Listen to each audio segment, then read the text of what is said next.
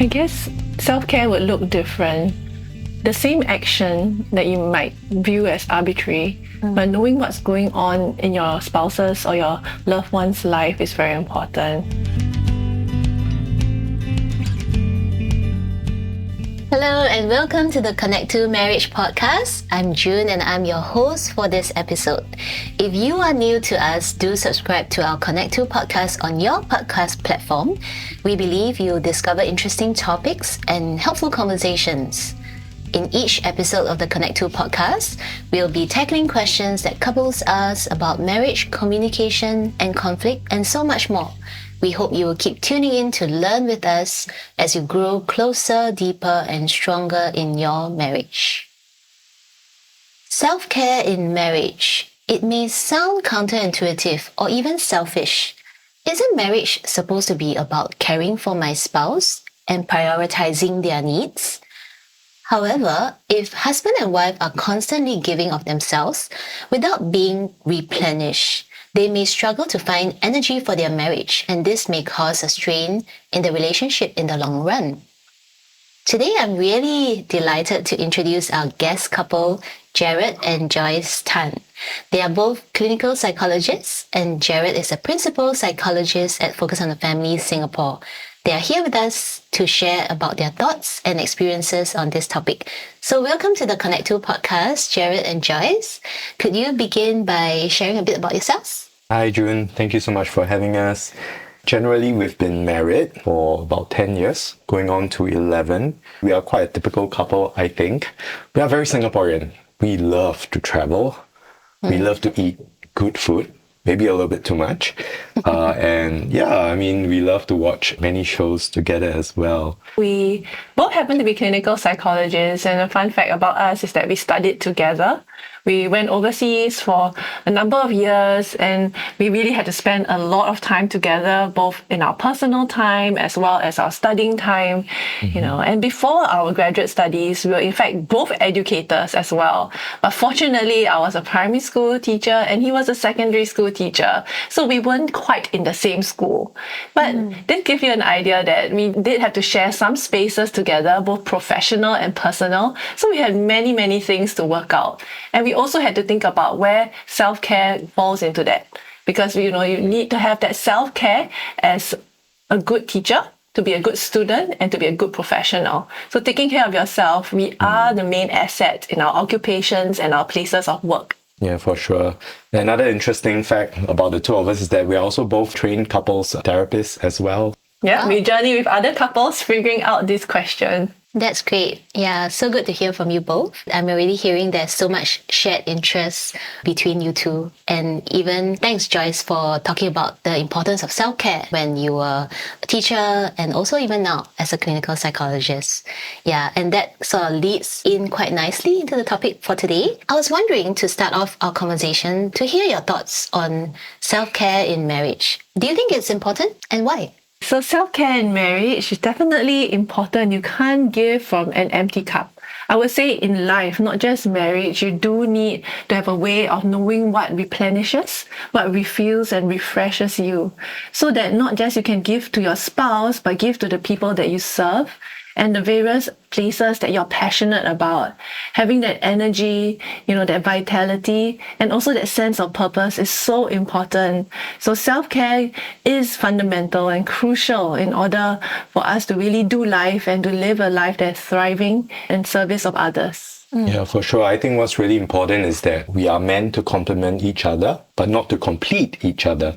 The whole idea is that for us to enter a healthy marriage space together with each other, both of us also need to engage in our own self-care needs, take care of our own needs, so that can bring our healthy and best selves to enter and enjoy this shared marriage space together. Wow, that's so profound, right? We're meant to complement each other and not to complete each other, right?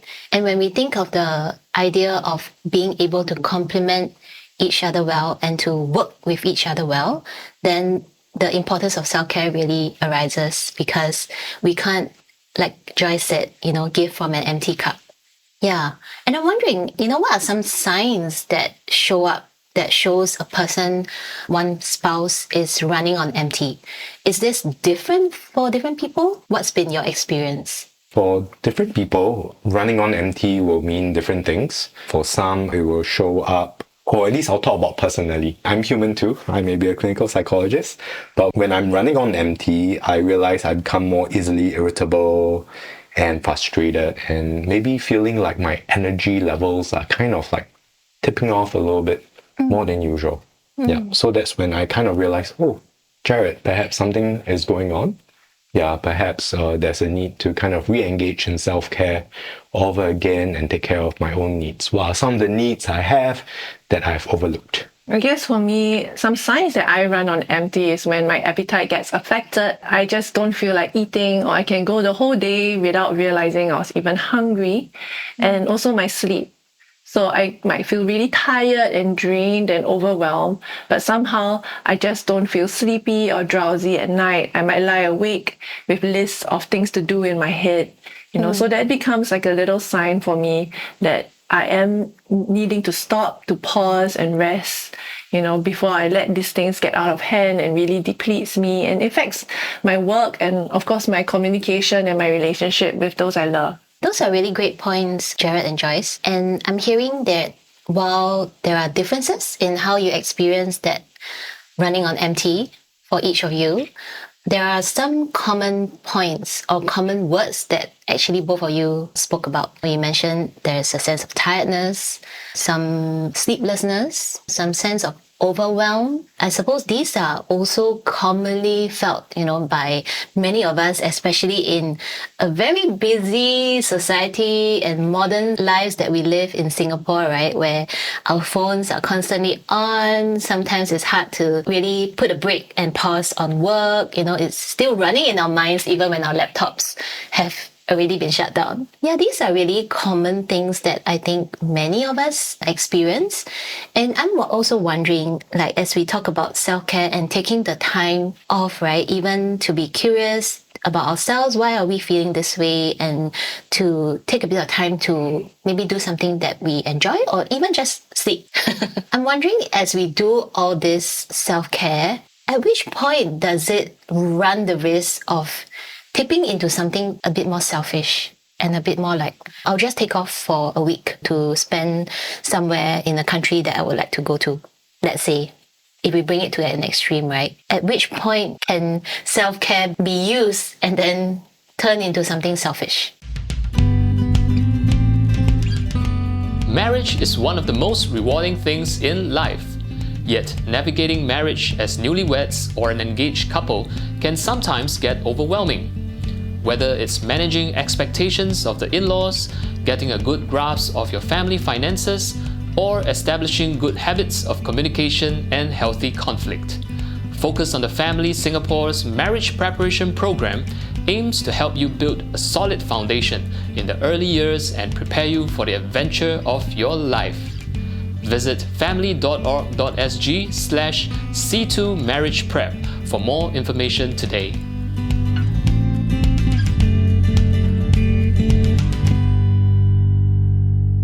Like you mentioned, suddenly, selfishly kind of like taking off to another country for a week. I think the whole idea about self-care is about bringing our best self into our healthy shared marriage space together. And so part of that also means engaging in self-care practices together with our spouse separately by mutual agreement. After that, having a set time to say that, hey, we're going to come back and we are going to try to enter this healthy shared marriage space together again.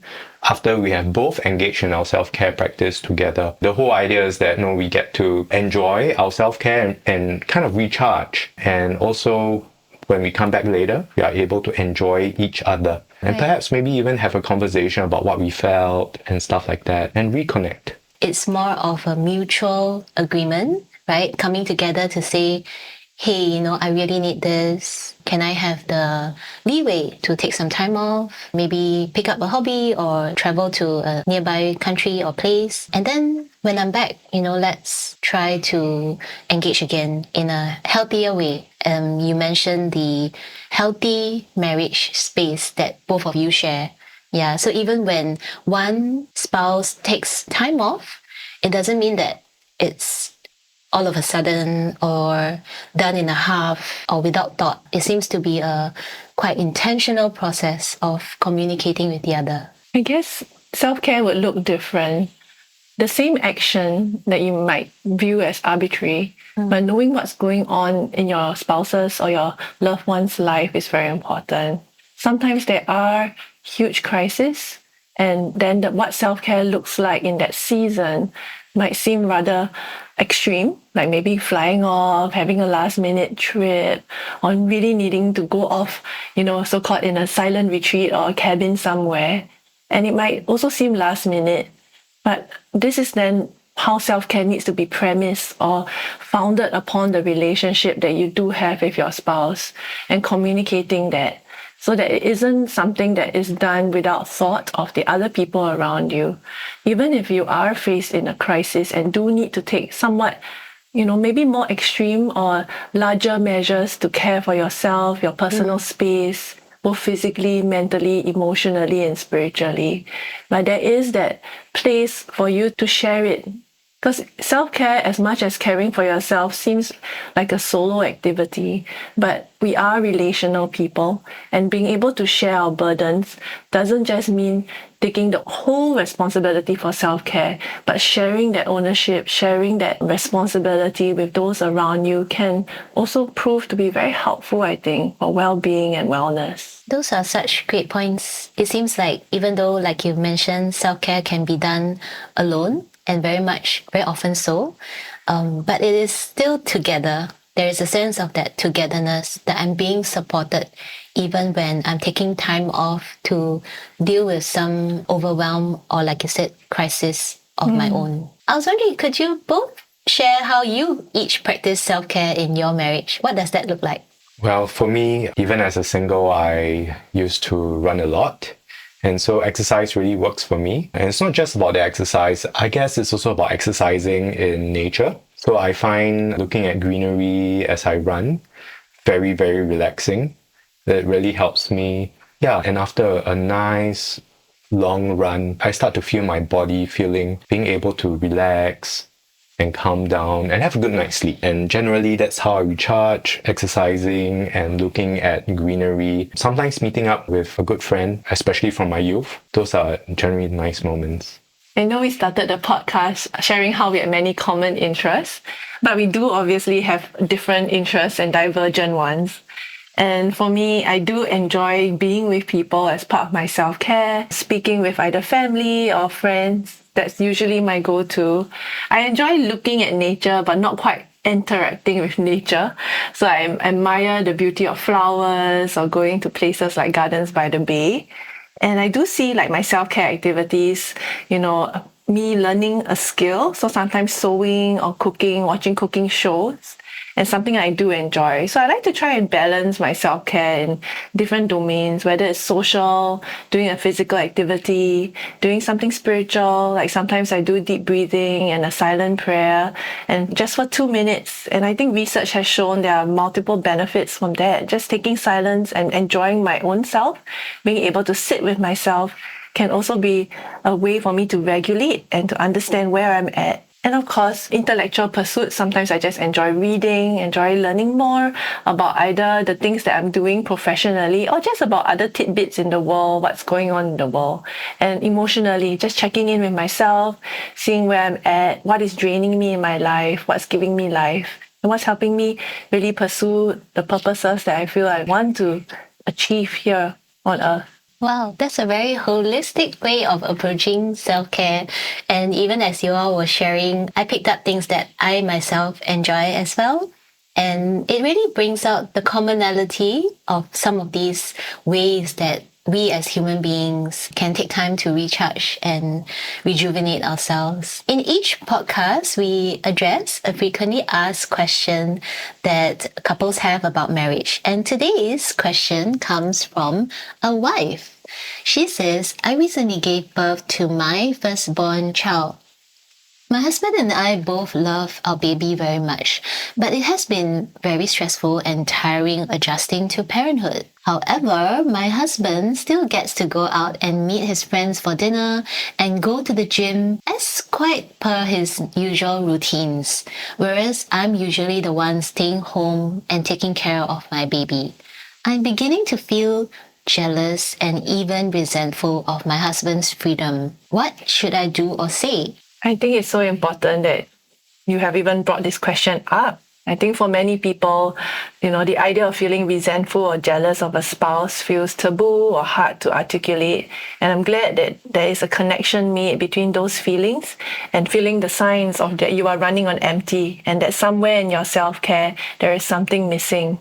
So starting with that awareness is important. And then thinking about in this season, as a new mom or a mother of a very young child or baby, even the way that you practice self-care has to evolve to meet the demands of this season, but giving yourself permission to identify at least one activity that you can engage in that will help you refresh and recharge yourself. So knowing yourself is so fundamental before you are able to share your need with your husband. So take time to reflect on what will fill your cup, and then consider how you can reach out and engage your husband, given that both of you love your child very much, and how you are essential, as both of you are essential in the upbringing of the child.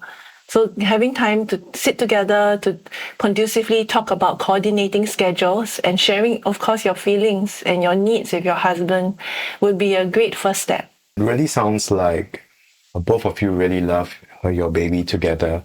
And it's such a great adjustment for young parents taking care of a baby, and the adjustment it has to your entire routine and your lifestyle so much centers around the needs of the baby.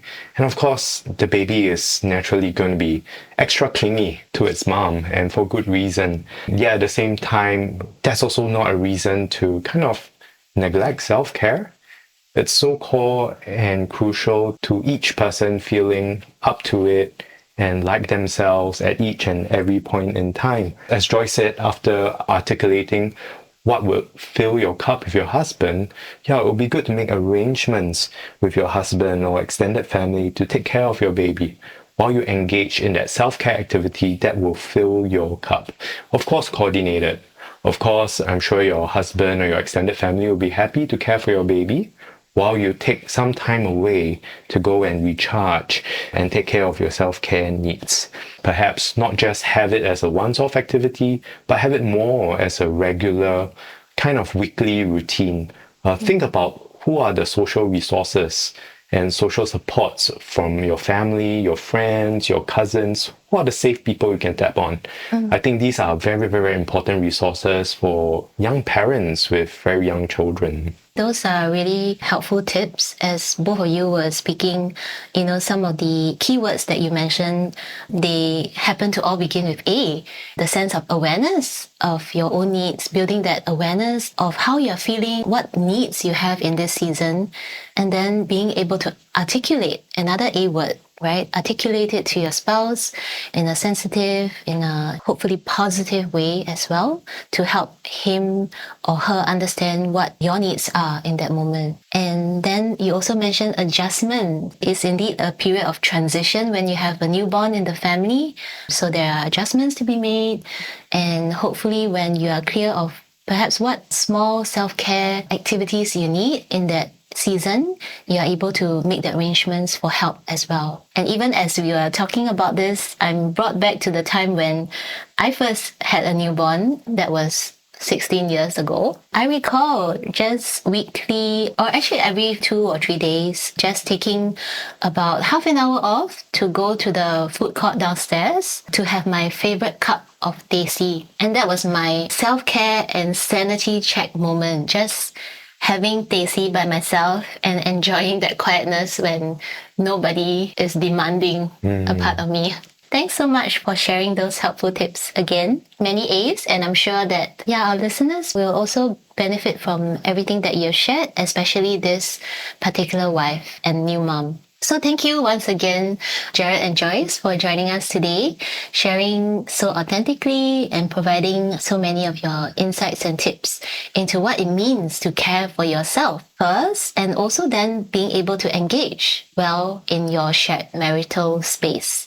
Before you go, do you have any last thoughts or words of encouragement for our listeners? Well, I think many people struggle with, if I care for myself, then perhaps I'm not as caring of other people. But yet I will say this, caring for yourself will allow you to show up for your spouse and for your children in a much better way. I think recognizing that everyone is made differently and hence everyone's idea of self-care or recharging would look different. So giving yourself space to just reflect and think about how you're uniquely recharged would be very important there. And then once you get clear on that, you're able to kind of communicate that need so that it doesn't come off as, I think earlier in this conversation, selfish, but really something that you are pouring to yourself and filling your cup so that your cup can overflow. I think that is really the idea of what self-care is. So it isn't just, the idea that it's just for myself, but really that togetherness and blessing all those around you. Thanks for that. That's such a good roundup to our conversation. So thanks once again, Jared. Thanks once again, Joyce. In each podcast, we end off with a couple challenge for couples to do with each other. So if you are listening to this with your spouse, here's your challenge for this week. Spend 15 minutes to sit down together and each of you write down what activities fill me with joy and energy. The second prompt is, how often should I do these activities so that I can be recharged to give to my marriage and my family? Then share your list with each other and make it a point to hold each other accountable. We really hope that you have found today's episode helpful and encouraging. As always, do share this podcast with a friend who might benefit from it. Thank you for listening in, and don't forget that caring for yourself is not an act of selfishness, but an important way to be an even better version of yourself for your spouse.